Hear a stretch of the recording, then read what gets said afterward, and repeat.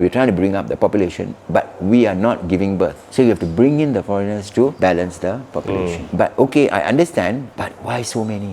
Meet Kumar, Singapore's comedy legend and one of Southeast Asia's most iconic and respected performing artists. I met him at his house in Singapore, where he shared why he would never leave the country, which topics he avoids in his comedy, and why Singaporeans face so much pressure. I'm Max Chernov, your insider to celebrity life. Let's go!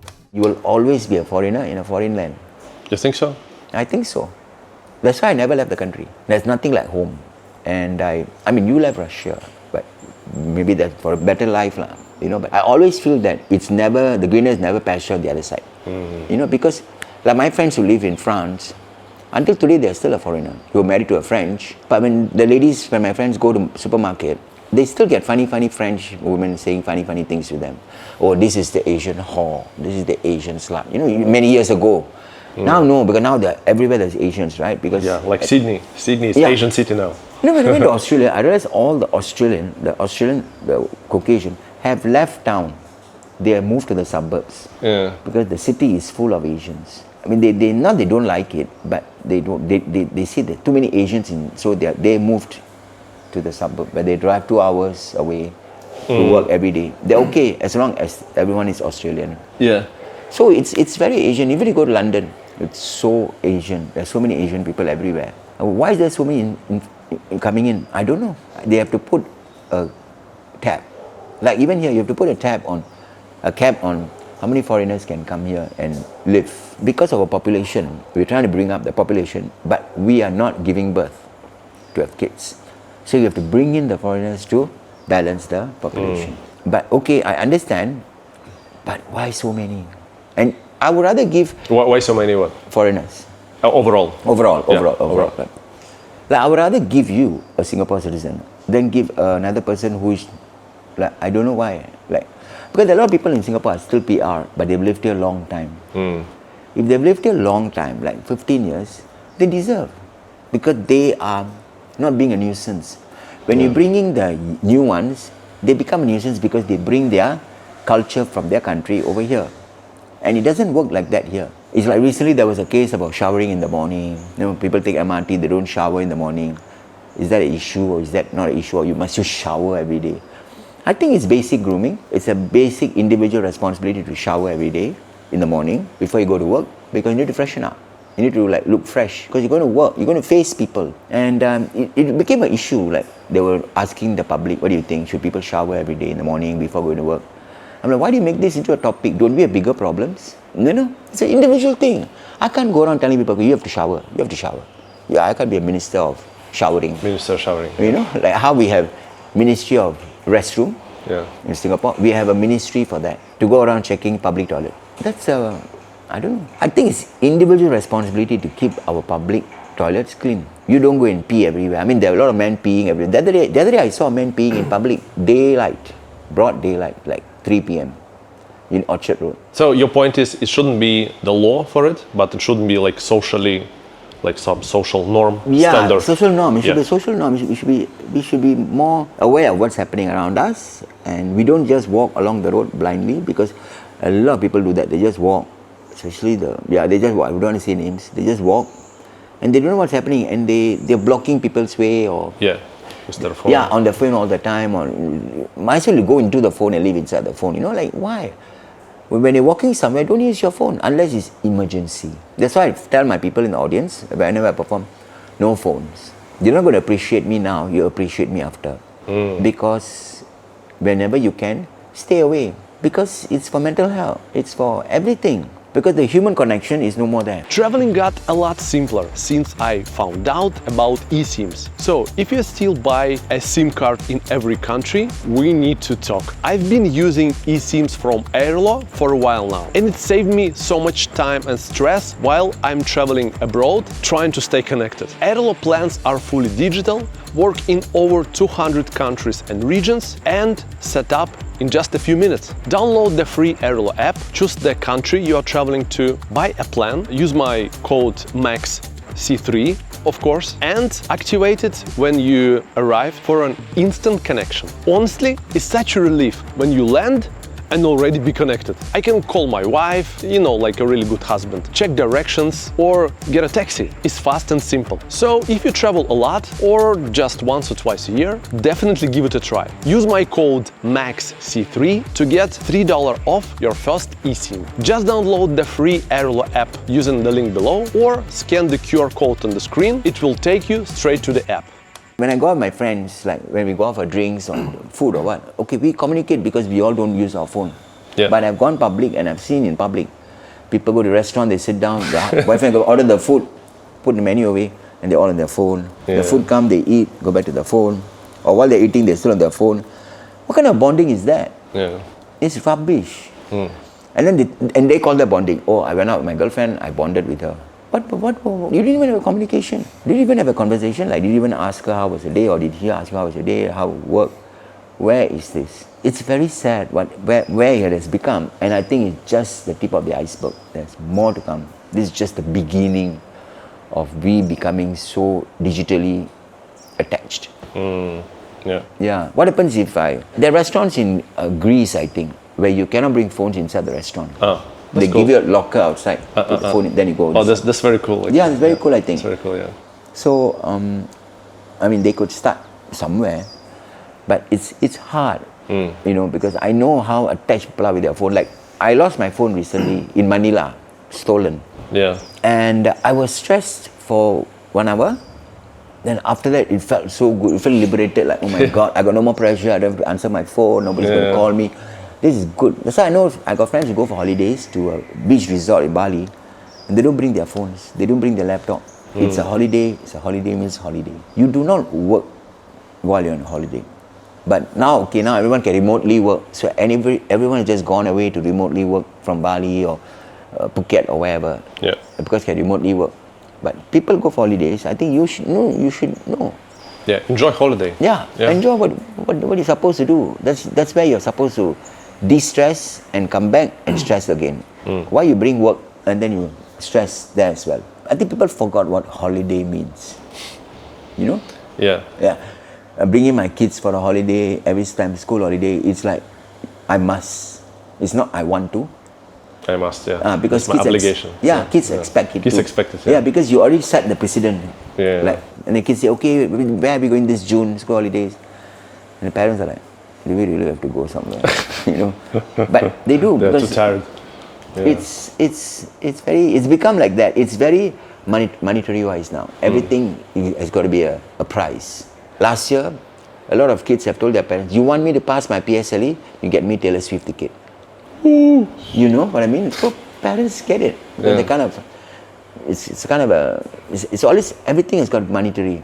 Yeah. It's very sad how they are now. We went to your comedy, I think, after 3 years of living in Singapore, and we came with the friends, and friends just arrived to Singapore, and so they didn't understand much from your show. We understood maybe like 60-70% back then. He asked me like, what's going on? What was he saying? They didn't get the joke, they didn't get Singlish.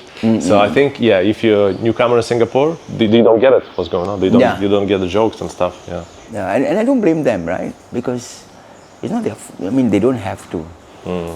So don't go to shows like that, because not every stand-up comedy is international.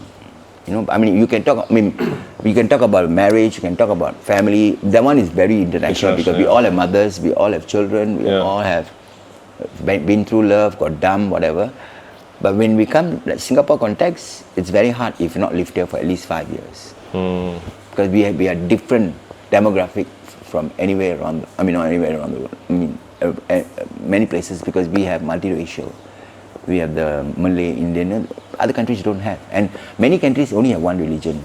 Yeah. We don't. We have all 4 or 5 religions. So that's why a lot of countries can deal with it easier, especially internationally. Like what you can say in America, I can't say in Singapore. Like, can you give an example? Like they can talk bad about Donald Trump. Yeah, personally about some politician. They can even say it on stage. Yeah. I can't. Yeah. We can't, because we get fined or arrested or something. Yeah. So the things is because the freedom that Americans or internationally have, we don't have because of multiracial, inter-religions, all the 4 religions. So you want to make fun of something, you make sure it's closed door. You know, so that everyone can relate and laugh together. And once you leave the door, forgotten. It's just another thing, back to normal life. Yeah. Right, you know? And also you joke about yourself first. Yeah. That's what people always do. Yeah, you have to, first thing you have to do is make sure you can make fun of yourself. Yeah.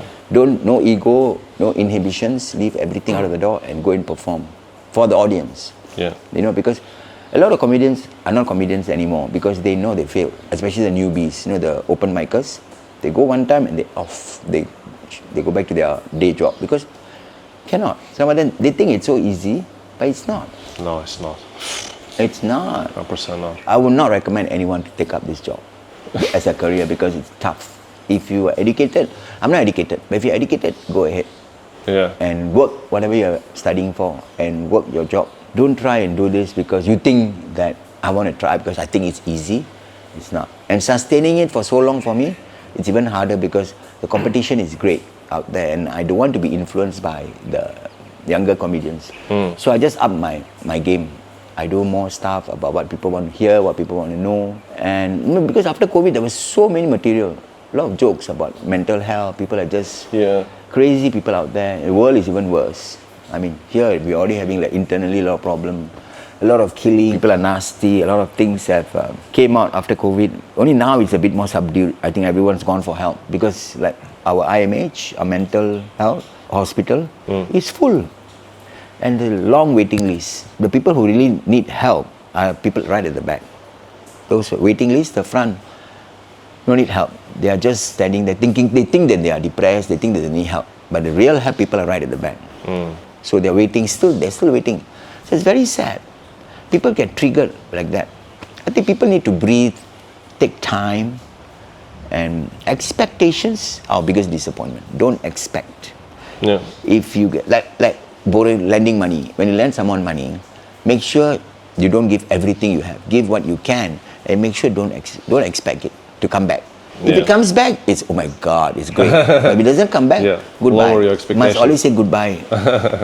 Yeah. That's why I don't lend money anymore. Yeah. I stopped because it never came back. People assume that you are rich, you have all the money. Yeah, they assume. Yeah. Yeah, you know, people just assume, but people don't know that we have our own bills, our own shit, whatever we have to do. Right. Speaking about your jokes, have you ever felt this pressure from the censorship, pressure from the government that affects your comedy? No, because I have actually theory that Kumar, because you're top of the game, so I think you're allowed maybe to joke about more topics, and like deeper, versus like other comedians. Yeah, because of my experience, and also because I know I censor myself, so I know what to say, what not to say, and how much you can push. Because of my 30 over years experience, I know do not wake the sleeping dogs, do not open a new can of worms, do not, just be careful. But because mine is a very closed door, so a lot more things I can say because people are buying to listen. Yeah. I don't go public, I don't even perform in public. I'm not allowed to, so I don't. Like in public, not in the club, like shopping mall. Oh, okay. You know, like you're not allowed because I don't do it. You don't like to do it. I don't like because you don't know who you're getting there, and you know you don't put yourself out there. It's a random crowd. Yeah, so you don't put yourself out there to get into trouble. Yeah. So club is people pay to come. Yeah. They want it because everyone wants to laugh now because it's after COVID or whatever they're going through depression. They want to have a good laugh because laughter is really good for their heart as well. So more people are coming forward, which is really good for my business, right? So I will not do things like even I stop my company events, D&Ds, because there are too many foreigners now in the company and they don't get it. When they don't get it, who gets affected? The performer. So they don't feel it. They don't get it because they either don't speak English. Even if they do, the humor is very local. They don't get the politics. They don't get because they're only here to work for 2 years maybe. They don't have to give a shit if they don't want to. They only come here, work, get my pay, send back home, stay. And if my job say I must get to know what's going on, like Google or Facebook, then they will make an effort to learn. But if I am in construction or I'm in technology, this is not my thing. I'm different job, so I don't have to learn what's going on. Yeah. You know, some people do make an effort because they're here to stay long. Some people are just here, hit and run. take the money and go. Yeah. What would be your borderline? What would the line that you don't want to cross for your jokes? Oh, now it's very different. Now I cross a lot because Yeah. what I wouldn't cross is Like, can you talk about religion? Let's say? I try not to. That's Yeah. one thing I won't talk because I don't know. I mean, all I know is what I know. Yeah. But I could be wrong. Maybe my own religion I might know better, which is Hindu, right? But I don't know your religion, so I don't go there if I don't know. Yeah. Because I want to also be factual. Like, this is it. I don't make up anything. I don't make up stories that are just to be funny. So most of it is what I know, and it's always factual. But you can talk about race, like racism. I think it's a big topic. Yeah, in racism is Singapore. fine because Like, Singaporeans people love to love laugh about. Yeah, because what they talk among friends in their Yeah. own comfort zone, Yeah. I say it on stage. So people relate. Oh my God, we just talked about this. So people are like, oh. So it's I'm very relatable locally. So maybe people behind the closed doors, they don't talk about religion, but they talk about race, like behind the closed doors in their kitchens. They talk That's about why race. it's relatable. If you talk about race, it's relatable to Yeah. them. But religion, they don't want to talk about it. They don't know. Yeah. I mean, they They don't know. don't- Or yeah. we don't sit down and talk about it. Yes. You know what Yeah. your Correct. religion does, right? We Yeah. talk about race. You see the Indian guy there? Huh? That's true, actually. Yeah. Yeah, because it's also very sensitive. Because I think now also people have become very, very sensitive. Yeah. You have to be very careful what you say. And I don't know why. It's because that one I really don't know, and I want to know why are people so sensitive now? Gen Z is sensitive. Yeah, Gen Z is like Very sensitive. You cannot scold them. you cannot scold them. Yeah. They don't come back to work. I know. Because I have like my teammate. She's like one of the teammates. She's 22, 23. I'm very careful about like how I approach her. Yeah. If I don't like something, compared to my like other colleagues, which is 30, 40. Yeah, it's like, yeah, okay, yeah. you can tell them in their face, but Gen Z cannot. Yeah, they get very easily offended. And my girlfriend works in an office, so when she gets angry with the Gen Z staff who are her junior, Yeah. she go to the toilet and scream. And then come back, she's fine. She said because she's so scared to scold them or tell them, because if they don't come back to work, Yeah. she's lost of one hand, you know, like she. Yeah. And but we have the extremes, the Gen Z who are so sensitive, and the Gen Z who makes a lot of effort to understand the older generation. You know, because I know my parents' children who are very now. Everything's now. You can't even scold them. You can't talk to them. And then you have the other side, the Gen Z, who likes even retro music. They listen. They like Beatles. They like all, and they will make a lot of effort to understand the older people. Yeah. And so you have the extremes. It's very difficult. But also because you have social media, you can get exposed Yeah. for what you say. Yeah, I don't even know if it's social media. I know social media is toxic, but I don't know whether it's good for you. I mean, it's good because there's a lot of knowledge, but I don't know where you draw the line. I think it's more toxic, to be honest. It's more Like, toxic, yeah. Brain rot, like doom scrolling. Even me, it's like I do these reels and like, what I'm doing? Yeah. Need Yeah. to stop. Yeah. Yeah, It's addictive. stopped. Addictive. I only have TikTok, and I watch TikTok like once a week, not more than half an hour. Yeah. Because wow, and I don't comment, so I just watch the videos. But when I read the comment, I get really upset because people say, "Oh, you were so horrible, you should die." Ugh, Right. yeah. How about like LGBT jokes in Singapore? I don't do LGBT because I don't advocate, because it's very confusing now. It's LGBTIA plus. Yeah. Yeah, they're taking all the alphabet. Yeah. So it's a very American thing. It's not us, but we just took that from them, and now everybody wants to have gay rights. But now it's the opposite trend with Trump and all this stuff. Now Trump is But opposite. Trump is It's the opposite trend now. yeah. He's trying to control the freedom for transgender. He's a psycho, Yeah. right? He's just doing things to create more problem for the world. You know, like all the terrorists and all that. Like, I don't get it. But like for LGBTQ plus whatever, the jokes, they are okay. It feels like they're okay now in Singapore, because when I go to stand-up comedy, there are open gay joke about like how to be gay in Singapore. How to be gay? How to be gay in Singapore. How to be gay? Yeah. Like this guy, Sam C, you know Sam C, yeah. He left to UK London, yeah. like a couple of years ago. That was his thing. Yeah, He he was does a lot of joking gay about jokes, it, yeah. a lot. So by the audience, it's perceived well. By I think because maybe now I wouldn't say acceptance. I would say tolerate. tolerance. Yeah, tolerance. More. I mean, there are a lot of people who love having gay friends around. That has been happening for the longest time. People having gay friends. Now it's just more because of the society. There's more gay people in the society. I mean, there are still people who cannot accept gay in the family. Eventually, like my mom cannot accept. My dad couldn't accept because they're very old school. Then I think eventually they did. Just don't put it at their face. Just let them be. Yeah.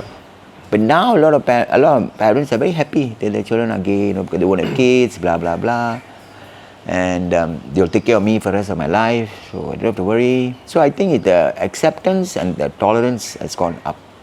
In Singapore. Definitely. Yeah. Other countries around Singapore? Other countries, maybe not. Other countries are screaming, like Australia is so gay, right? Oh, Australia, yeah. Yeah, you know what I mean? Like Sydney is so gay. Yeah. Right. So I'm sure, but like Indonesia, for example, more conservative. Yeah. Because Malaysia, of religion. also more Religion, Malaysia, all religion, because it's Muslim. Yeah. It's not allowed. But if you really see, most Muslims are gay in Singapore, especially. I mean, I won't say all, but it used to be then, right? But some countries are open, some countries are not, and even India is opening up. Bangalore is fine with gay. You remember this 377A in Yeah, Singapore? yeah. They repealed it in India also like a couple of years before Singapore. I think. Yeah. Also recently, kind of. Yeah. Yeah, but I don't know why people are fighting. I mean, okay, now it's okay already. But why do you want so much? You must understand that it's still so-called conservative country because of the different religion, and they cannot accept. So that's why now gay people say, oh, we must be able to buy a flat, government flat. We must be able to get married. Yeah. You go and get married. Who is stopping you? But why you want legal rights for that? Because of our different religions. To get your HDB. Yeah, but if you're 35, you just go and buy HDB. Yeah, you need to wait. Yeah, you just have to wait. Be patient. Yeah. Just have to wait. I mean, I don't know why they are all so angry. Just wait. I waited till 35 to buy my own HDB flat. They want everything fast. That's with the younger generation. They want it now. But maybe they also they compare themselves with their straight friends. My straight friends, they get married and they get in their HDB, and I'm gay and I'm not getting my HDB. Yeah. So that's the comparison inside the social circle. I understand, but that's how it works here. You need to understand the whole foreground, the rules, the regulation. Why are there such rules? Yeah. Understand that first. Then maybe you'll be able to wait because of the religions we have. But people are not. People just want to. I'm okay. I need now. Wow, you can buy. How come I cannot buy? But it's how it works. Lee Kuan Yew has put that down very clearly. I mean, even if, for an example, if you're a Prime Minister of Singapore, if it was Lee Kuan Yew's time, you cannot have no children. Yeah. Lawrence Wong has got no children. You cannot be a Prime Minister. Before, last time, no. No, cannot. Yeah, cannot. You cannot. Yeah. And even last time, if you're a taxi driver, you need to have a family. It is not about education, it's not about age. You need to have a family, then you can drive a taxi.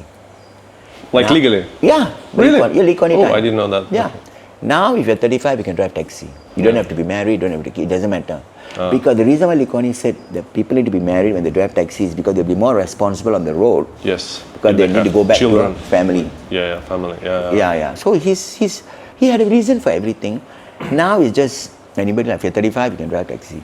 I mean, it's also because easier for people to work, like, you know, like you can do Grab, you know, because if you're not working, you're jobless, unemployed, you can do Grab while you're finding another job. Which is great. Earn your money wherever you can. Yeah. But when Lee Kuan Yew was around, things were very, very different. Singapore has changed so much. People have well-traveled, people are more knowledgeable because of social media, because when I started, there were no handphones, we only had public phones. Yeah. And we had no pages back then yet. Then 1990s, where all the internet, handphone pages all came through. And we couldn't buy handphones back then because it was very expensive. Yeah. So we only had pages. Yeah. And it was good when you didn't have handphones because people cannot track you. Your parents don't know where you were. Yeah. Now they can easily track you on whatever you're doing. Right? Yeah. Even your wife can track you. Yeah. And I've known breakups. People have broke up because the boyfriend says he's at home, but actually when the girlfriend tracked him, he's actually in a bar. And you know, there are a lot of kind of That was different dynamic. Yeah, very, sure. very. So it's very hard each compare. And people who always talk about last time, I think they need to grow up and move on with life, because It's like that because the kids, the youngster will not know. Like you can educate them, don't force it into them because it's different for them. You cannot you take a handphone away from a kid now, the kid gets into depression because they're so used to the phone. They're always staring into the phone, which is very unhealthy. How many people know that? Parents give the phone to the kids because they think the phone is the babysitter, because it distracts the kid. But it's a very unhealthy thing to do for the kid because the kid is going to grow up, become another phone. You know, everything the child is going to say is coming from the phone. Like my mother watches TV serials, right? Then you see after a while, your mother will start talking like the dialogue from the show. So I'm saying it's very different now with the generation, and this gentle parenting is over with the millennials. Nowadays you have to put rules and set things for your kids because screen time 1 hour, TV time 2 hours. You know, because they're all, and kids are studying so hard after school. They're not done yet. They still got their tuition. They got this class, that class. The Malays got their religious class. Yeah. It's never ending. Is it a good thing or bad thing that kids are busy? I think you have to balance it. Don't force it on them. Like I really appreciate how New Zealand does it. New Zealand, they do not, if your kid is not, they don't believe in homework, New Zealand. When you go home, it's playtime. And New Zealand also believes that if your kid is not smart, they won't tell your kid. They will try and find your kid's talent and they will nurture him from there. Like for example, if he's good with his hands, he can become a mechanic or a hairstylist or something. If he's not good in his studies, and they will update your parents, the parents. But if Singaporean, a lot of my Singaporean friends who move to New Zealand, they're not used to that because they use the homework, the tuition. It doesn't exist. Yeah. So only here, I think we don't pressurize our kids because now when you go to primary 1, you have to be ready for primary 6, which is sad. Why can't you just learn along the way? So we are making our kids, trying to push them to be smart because the pressure from everyone around you. Yeah. But your kid can only do this much. If your kid is not smart, too bad. Don't push, because when you push, what happens to the kids is they get into depression, they commit suicide because they cannot take the pressure from you, pressure from the friends, pressure from school. They give up. Very sad. Yeah. So I think people should learn to understand their kids, you know? Yeah. Talk to your kids, talk rubbish. You don't have to make sense all the time. Yeah, for sure, yeah. Right? Balance. But you think now society is more relaxed, Singaporean society, versus before? No. Or it was like strict, then relaxed a bit in the in 2000s, and then strict again? I don't think we are. I think we pressure ourselves. We overthink. Yeah. And I think Singaporeans are so worried about the society. Yeah. You know, if my son gets A for maths, my son, and if my friend's son get A for maths, my son should get A. It's the kind of competitiveness parents have. Yeah. And parents also have, I mean, generally Singaporeans have a lot of pressure on them because they want to drive a car, they want to own a condo, they want to live in this. But if you cannot afford, you must live simply. You must try and make this work. You don't try and do something that you cannot, it's beyond you, and then you go and live that and then your pocket got no money. It's so not right. I don't know how people think that way, because when they go to the office or they're pressured by the society pressure about you have to have this, you have to have that. You don't have to have that. I don't have a car. I don't drive. I mean, public transport is very, very convenient. I mean, of course, expensive are taxis, but do I have a choice? No. So I take taxis. I eat simply. I don't go to fine dining all the time. I do, but not all the time, because fine dining is expensive and very little. And then you're still hungry after that.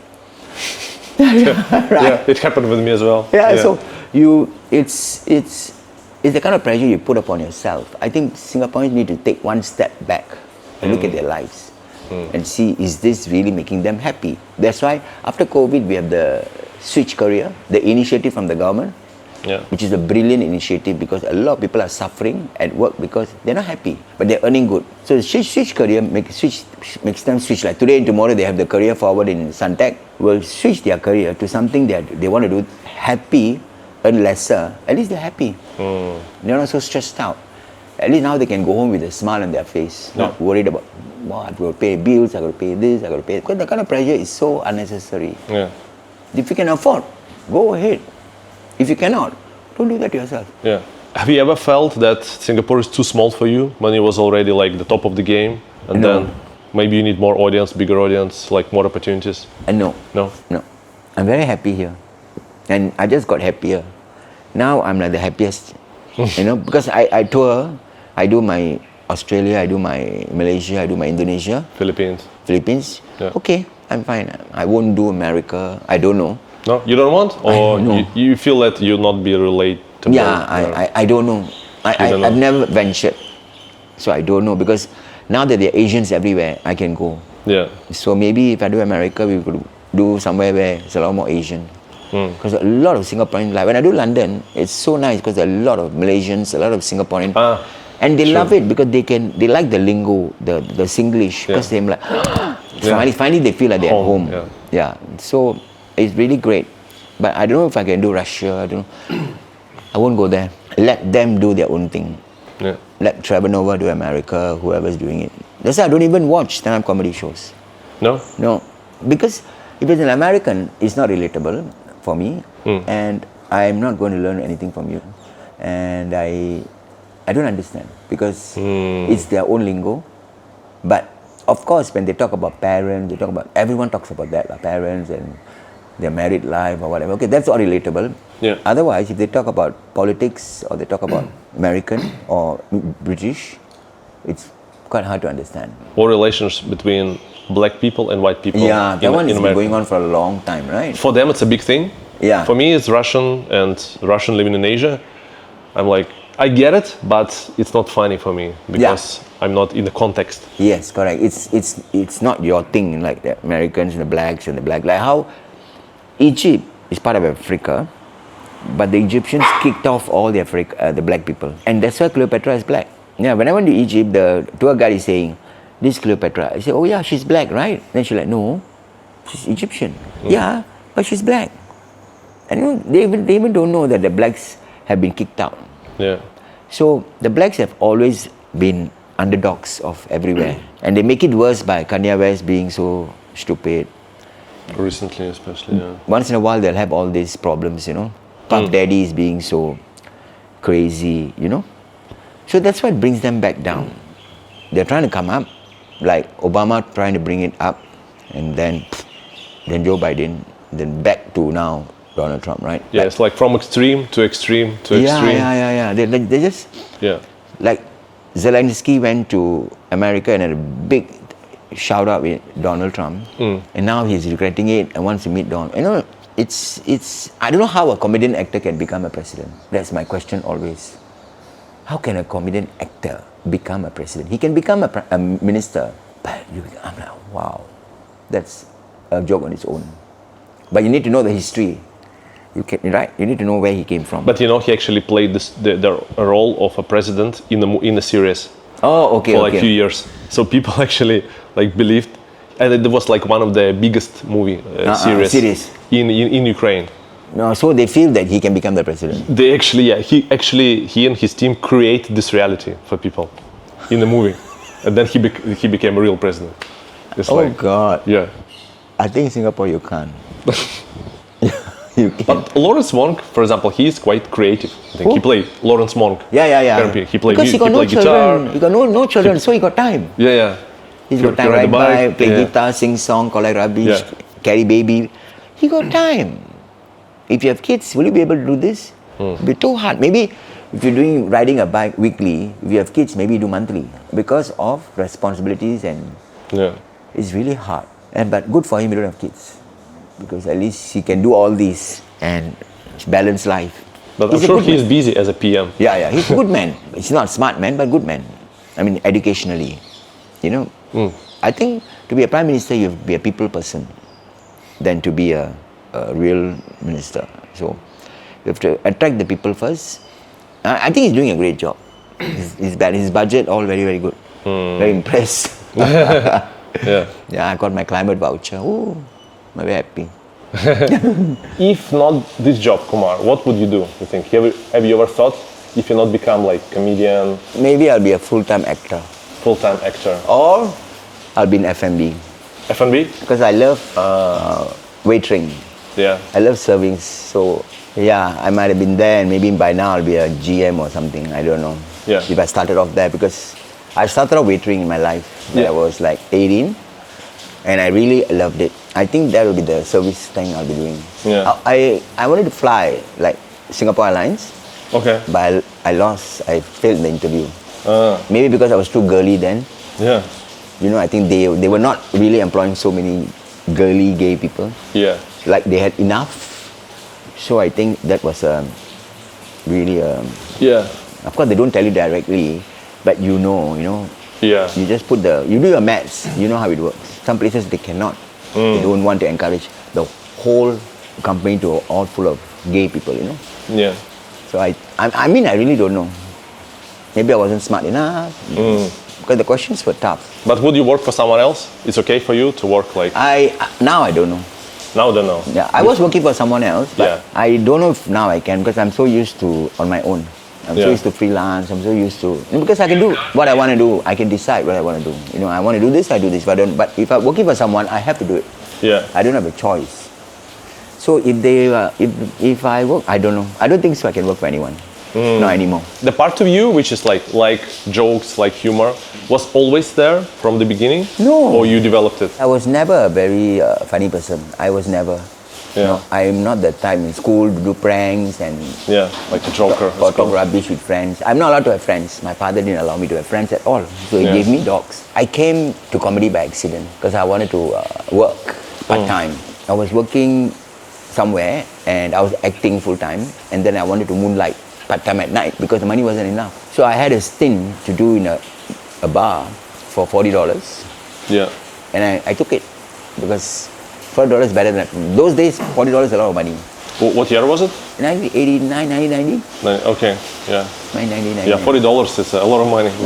Back then, right? So, and it was also scripted, so I only have to memorize and perform.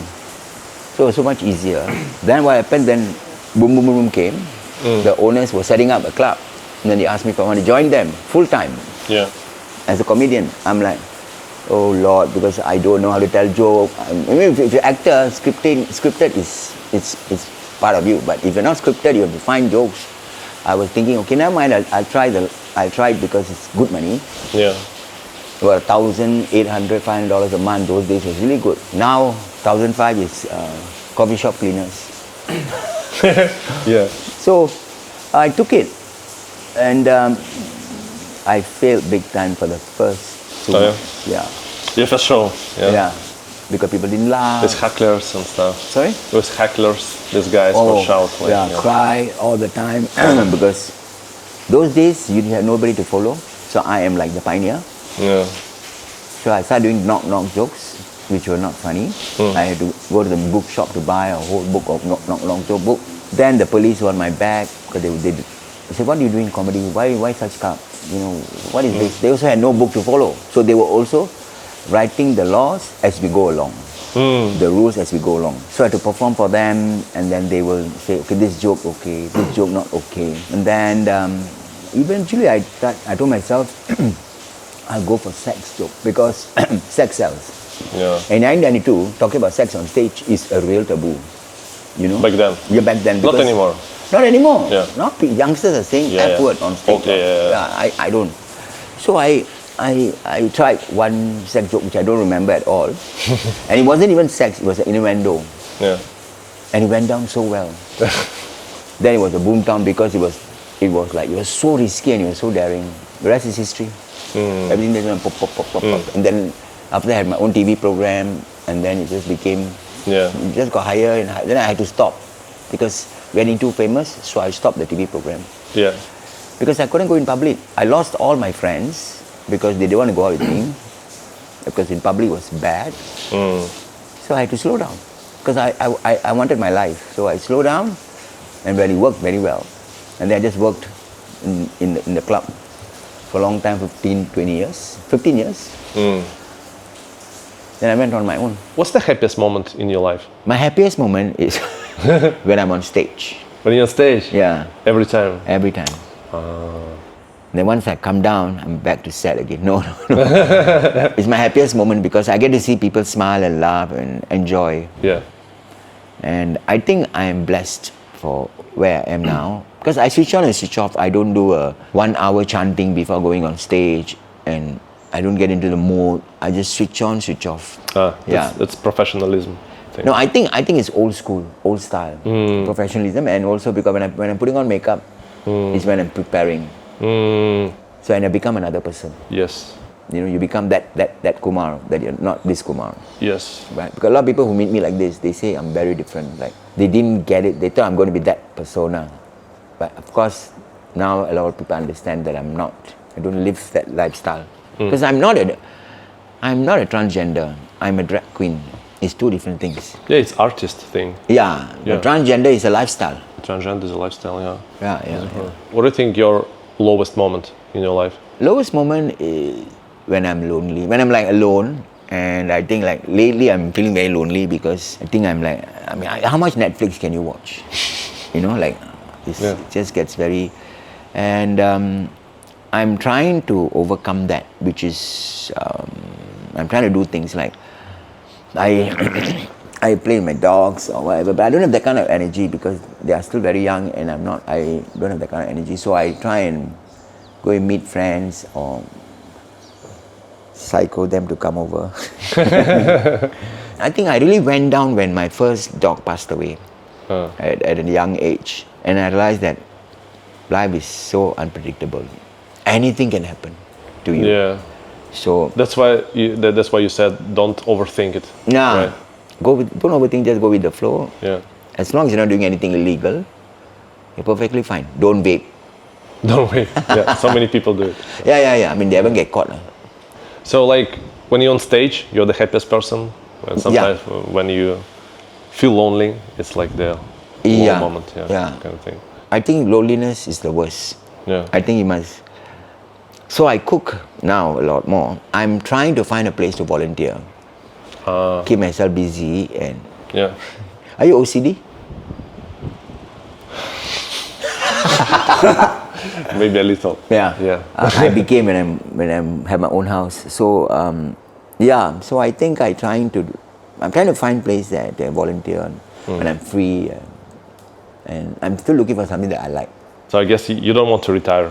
I think Singapore. You'll never retire. Anyway, I don't want to retire. I love what I do, so I'll do until I can't. Yeah. The retirement is so generic. Depends on who and how. And if I can't perform anymore, I will go and work still in NTUC or Sheng Siong part time. Yeah. I mean, I'm almost semi-retired. Because when you retire, what do? Yeah. You will get worse for you. You mentally you'll be, because if you're the workaholic, if you work, you cannot stop working. So you have to go and do volunteer work, helping the seniors, go and work in 7-Eleven, wherever you can, just to earn the extra money. Yeah. Also, to have a peace of mind, because your mind have to think all the time, because you've been thinking all the time. So when you retire and you just stay put at home, you idle your brain and then finish. Mental health, dementia. Yeah. You don't want to get there. I think it's actually in Singapore, many people want to retire. There's even the movement. It's like the movement, 40-year-old, I want to retire. I want to save enough money, and then either I stay in Singapore or I move to like Bali or somewhere else. Yeah. I will live peacefully, finally. Yeah, but they will bored to death. They think so. Like my friends, I got a friend who migrated to Port Dickson, Malaysia. Yeah. Came back within 3 months. It's so boring. Yeah. He thought that was it, because going for holiday and living there is two different things. Oh yeah, 100%. Right? So when he loved it because Port Dickson is so calm, cool and beachy and everything is so nice, by the beach, a house by the beach. Yeah. And came back because it's super boring. So don't leave the country. Stay here. I mean, if you want to retire, if you think it's very expensive, retire to a place where there are a lot of activities or things happening like Chiang Mai, Chiang Rai. If you like the beach nature, you can do things. But also the city life. Yeah, city life. I'm a city person. I don't like beach. I don't like Phuket, Bali. All I don't like. Yeah. I must go to Bangkok. Yeah, same. I'm like that. I like the city. I like the buzz, the fuss. Everybody's rushing and the road sound. Like when I moved here, landed, it's super quiet, and it adds to my loneliness. Like, why is it so quiet? Like, where's people? But just people are like that. Yeah. Yeah, so it's very hard to migrate. People need to put a lot of things, unless you're migrating because of your spouse. Leaving the country, your spouse has got a job there, or leaving, then you go there and settle down. It takes a lot, no? It's not just moving there and, okay, I'm here. No, there's take to blend in, to like the food, the lifestyle, because everything is different. So it's a lot of effort, a lot. I'm too old for that. Do you have some big principles in life, one or two, something that you teach your son or something very important for you, that's something that you develop through your career or through your life? Walk away when you're angry, walk away, and walking away is the best, and then come back and think about it again. And people always say, I sleep over it. It's wrong. Never sleep over it. Settle it first, then sleep. You know that the sleep over it is a very old school term. You can't sleep over problems. It will always be there. Like you want to go out and, I'm having a problem. I want to go out and drinks. You can drink. Go out and drink and get drunk. But tomorrow the problem is going to be there. So try and solve it. Unless it's a problem that you cannot solve. The problem is with you or it's you. You don't know. Yeah. Drinking is not going to solve the problem. It's just going to make it worse. So talk. Having conversations are so important. Don't bottle up. You need to talk, clear the air, everybody become more okay. Yeah, we are fine. Okay, fine. Then we all move on with lives or whatever. Grudges is really horrible. Don't hold grudges. And don't overthink. Yeah. What's the meaning of life for you? What's the meaning of life? Yeah. Life needs to be celebrated. Life needs to be lived. Don't live other people's life. Live your own life. In whichever way you think is life. Because life is learning. We are learning every day. Till today I'm learning. We are learning till we die. So learn and improve it. Whatever you think that you can improve it, you improve it. It's very hard to be a good person, but try. Easy to say I'm happy, but are you a good person? So try to be a good person, and you learn through the years. If you're not a good person 5 years ago, try and be a good person now. Your friends will come back. And I think it's very important to be kind and be nice. I saw a beautiful ad every day now on TV is live today for tomorrow, which is very good. I love it.